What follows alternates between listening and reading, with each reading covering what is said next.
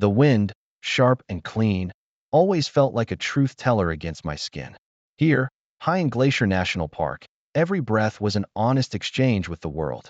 I was Caleb Thorne, 36, and my life was carved from this rock, these trees, these indifferent, ancient mountains. I valued honesty above all else, the kind of stark, simple truth you find in an untamed wilderness. It was the foundation of everything I believed in, everything I built. For years, I believed Hannah shared that foundation. She was my fiancée, a freelance graphic designer, brilliant and beautiful, with eyes that could hold the deepest blue of a mountain lake. We lived in a small, rustic cabin, nestled in a valley where the Flathead River whispered its secrets. Our life was simple, yes, but it was rich. Sunrises over the peaks, evenings by the fire, the quiet understanding that grew between us like moss on old stone. I loved her with a depth I hadn't known I possessed, saw her as a part of this wild world I protected. She often worked remotely, her laptop a glowing rectangle in the corner of our otherwise analog existence. But she always said she loved the peace, the quiet, the inspiration these mountains provided. I believed her. Every word. Our story began like many do around here, with a chance encounter that felt like fate. She was visiting a friend in Whitefish, escaping the city, and got lost on a hiking trail near my patrol area. I found her, bewildered but laughing, her bright city clothes a stark contrast to the dense forest. There was an immediate spark, a feeling that our souls recognized something familiar in each other. She seemed genuinely captivated by my life, by the raw beauty of the park, by the quiet strength she saw in me. We talked for hours that first day, and for many days that followed. She spoke of her yearning for a simpler existence, an escape from the superficiality of urban life, and I saw a kindred spirit. We fell in love quickly, deeply. Our engagement, a year later, felt inevitable, like the changing seasons. She wore the simple silver ring I'd forged myself with the same pride she wore her intricate, modern designs. I thought we were building something truly special, something resilient, rooted in the very earth beneath our feet. Looking back, the first whispers of discord were so faint, I mistook them for the rustle of leaves.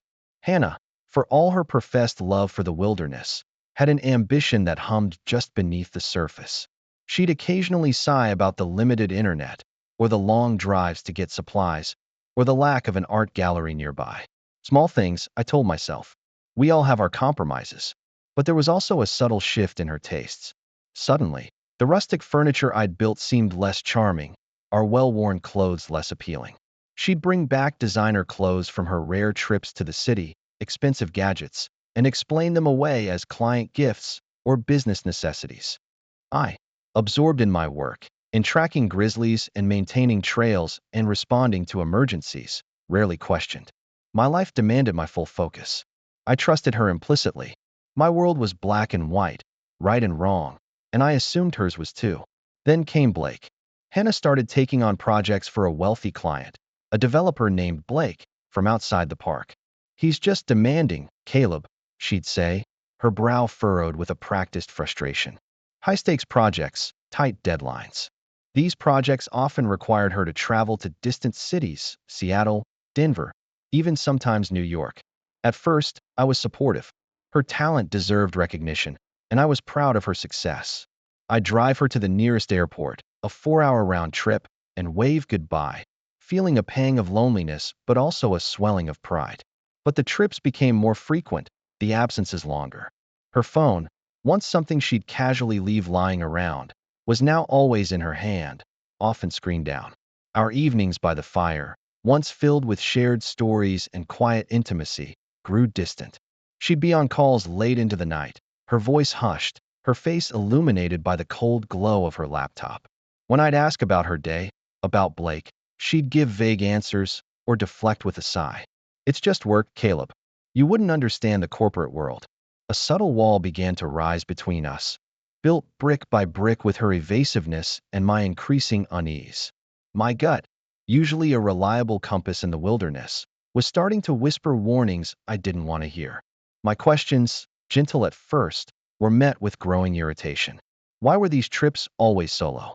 Why couldn't she do more of the work remotely, as she used to? She'd accuse me of being jealous, insecure. Caleb, This is my career. Do you want me to just stop working, live off your ranger salary? Is that what you want from me?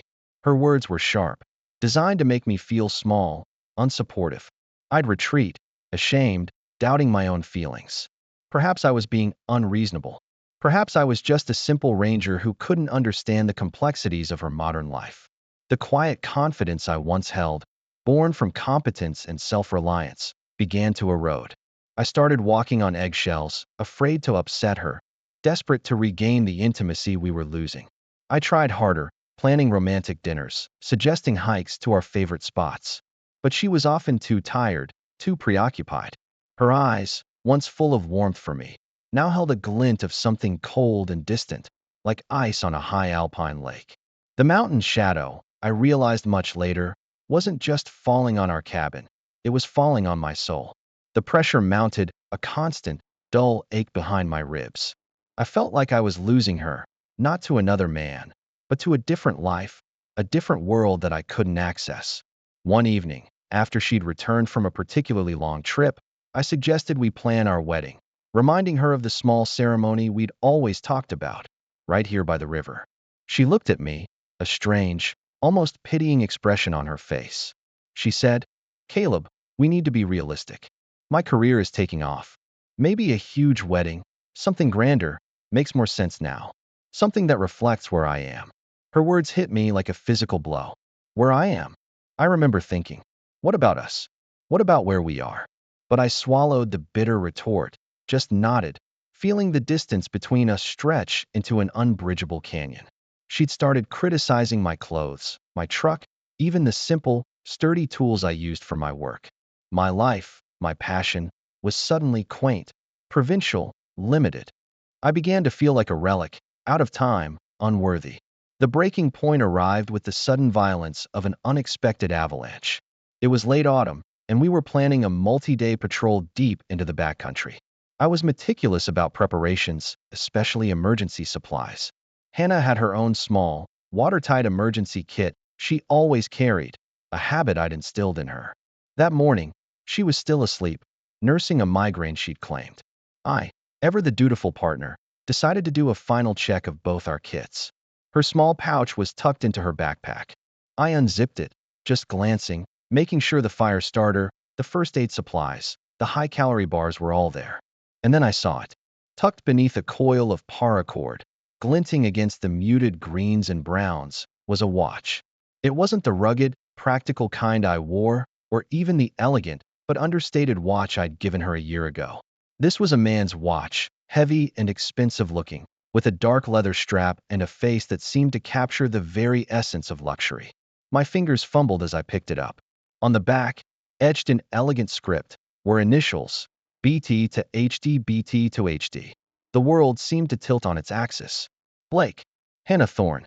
A cold dread seeped into my bones, a chill more profound than any mountain winter. My heart hammered against my ribs, a frantic drumbeat of disbelief and rising nausea. My mind, usually so clear, was a kaleidoscope of fragmented images, late-night calls, hushed conversations, distant glances, the increasing secrecy. All the pieces, dismissed as work stress or my insecurity, suddenly snapped into a horrifying, crystal-clear picture. My hands trembled as I carefully placed the watch back, zipping the pouch closed. I remember the smell of the damp earth outside, the quiet chirping of a lone bird. It felt utterly wrong, utterly indifferent to the violent storm raging inside me. I walked numbly to the living area, my gaze falling on her tablet, charging on the small table.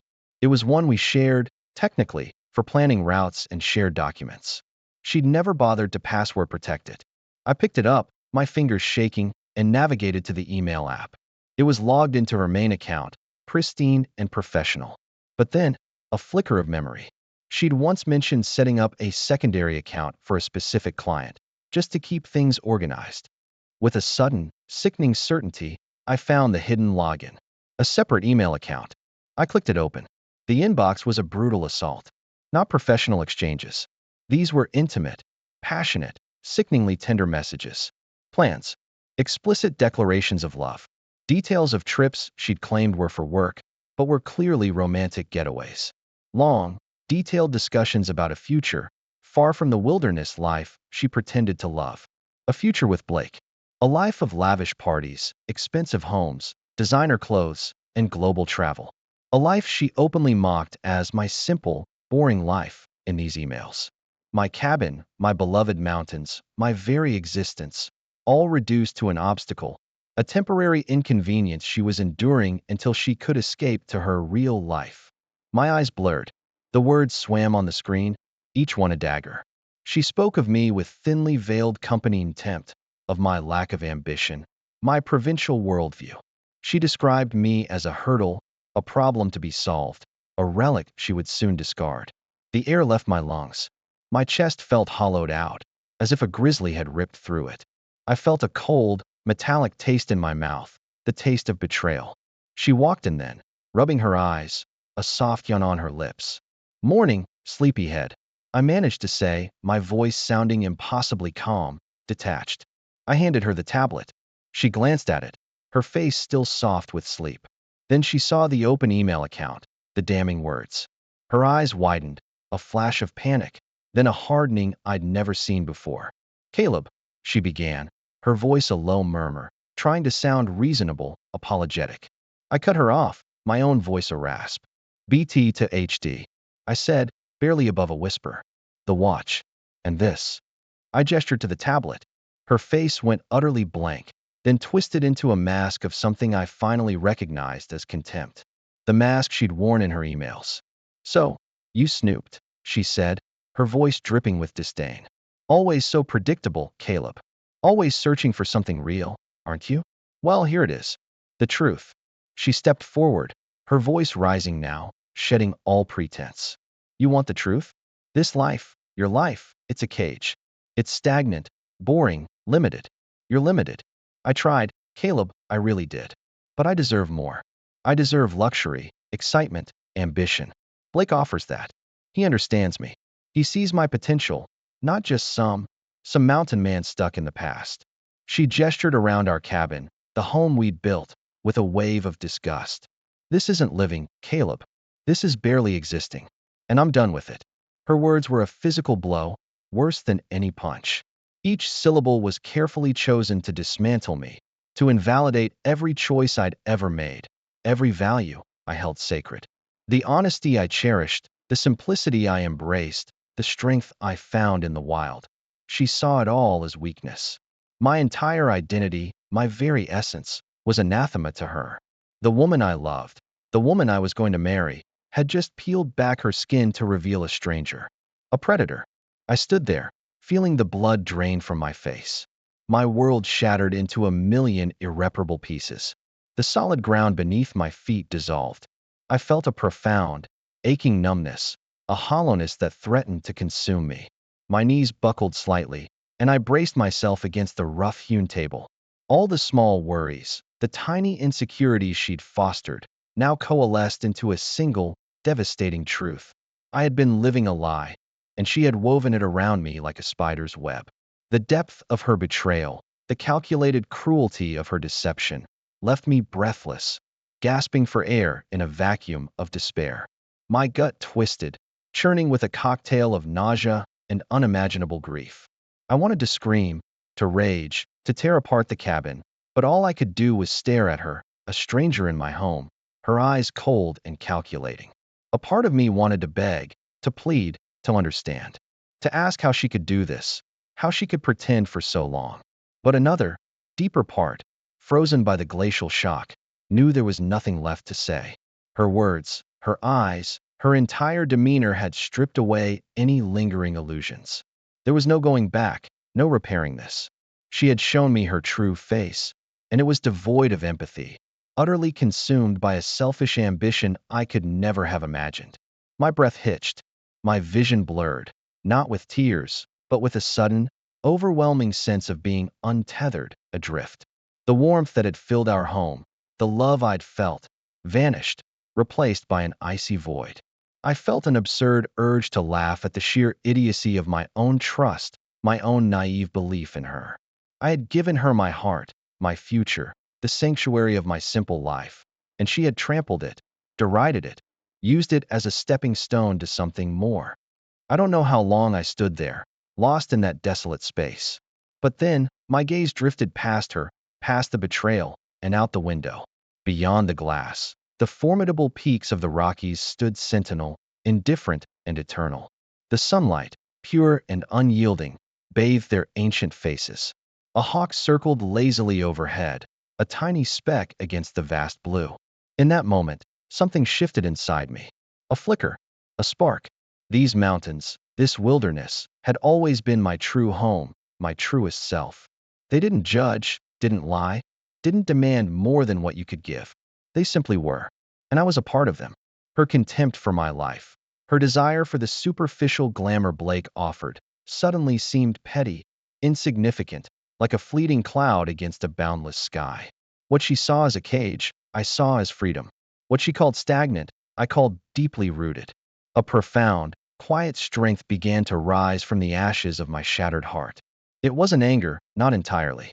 It was a clear, cold resolve. My values weren't wrong. She was wrong for me. I didn't need her, or anyone, to validate my existence or my choices. I had the mountains. I had myself.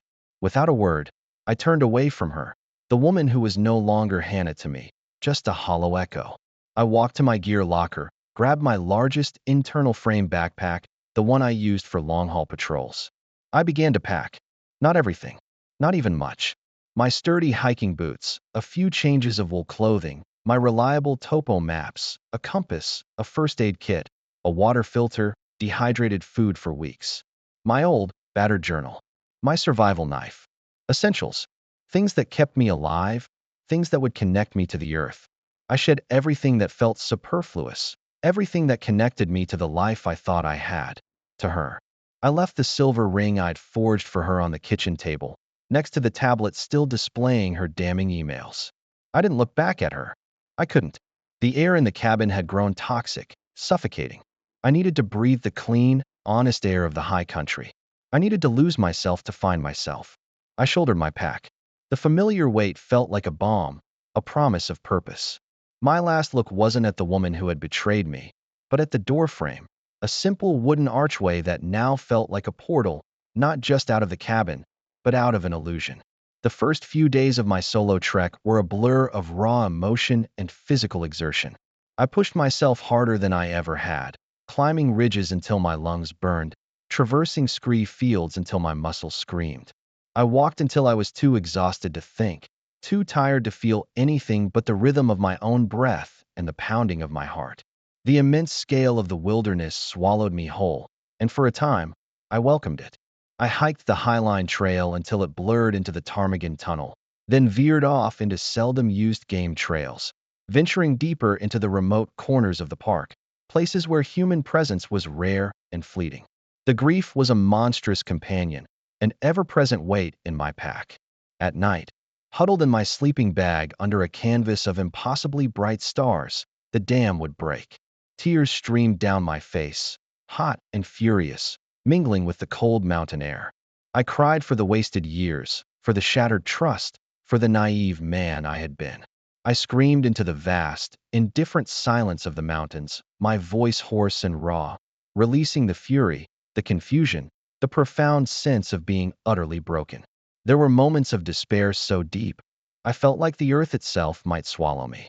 I curled into myself, a small, insignificant creature in a world that didn't care, and simply felt the pain, letting it wash over me like a relentless mountain storm. But nature, in its harsh beauty, was also my therapist. Each grueling ascent, each river crossing, each night spent alone under the watchful eyes of ancient peaks, was a step towards rebuilding. The simple acts of survival became my focus: setting up camp, purifying water, building a fire, navigating by sun and stars. These were honest tasks, with clear outcomes. Success meant survival, failure meant hardship. There was no room for deception, no space for pretense. The mountains demanded authenticity, and slowly, painstakingly, they began to chisel away the layers of confusion and self-doubt that Hannah had built around me. I learned to trust my instincts again. I learned to listen to the whispers of the wind, the rustle of unseen creatures, the subtle shifts in the weather. My senses sharpened. My body, once strong, became leaner, tougher, attuned to every nuance of the land. My mind, once clouded by her manipulations, became clearer, focused on the immediate present. Days turned into weeks, and weeks bled into months. I saw grizzlies from a safe distance, felt the spray of glacial waterfalls, witnessed sunrises that painted the sky in impossible hues of gold and crimson. Each experience, each challenge overcome, was a tiny victory, a reaffirmation of my own strength, my own self-sufficiency. I spent nearly 3 months out there, shedding not just the physical weight of my backpack, but the emotional baggage of a life built on sand. When I finally emerged, hiking out of the southern boundary of the park near Bowman Lake, I was a different man. My face was tanned and etched with lines of sun and wind, my eyes clear and steady, no longer haunted by a betrayal. I was still Caleb Thorne, but I was also more. I was grounded, resilient, and profoundly at peace. The pain of her betrayal was a scar, yes, a permanent mark on my soul, but it no longer defined me. It had transformed me. I returned to my ranger station, to my duties, with a quiet determination. My old cabin, the one I had shared with Hannah, was empty now. She had long since left, taking her material possessions, her ambitions, her contempt for my world. I heard through the grapevine that she was living a lavish life in Seattle. With Blake, exactly the life she had coveted. It evoked no emotion in me now, no anger, no regret. Only a distant, detached understanding. She got what she wanted, and so, in a way, did I. My true home, I realized, was not with a person, but in the wild mountains I protected. It was in the honest work, in the silence of the forest, in the raw, untamed beauty of the earth. I had lost a fiancé, a future I thought I desired, but I had found myself. I had found freedom, and that, I knew, was a far more precious and enduring treasure than any fleeting luxury or manufactured happiness. I was Caleb Thorne, park ranger, and I was finally, truly, home.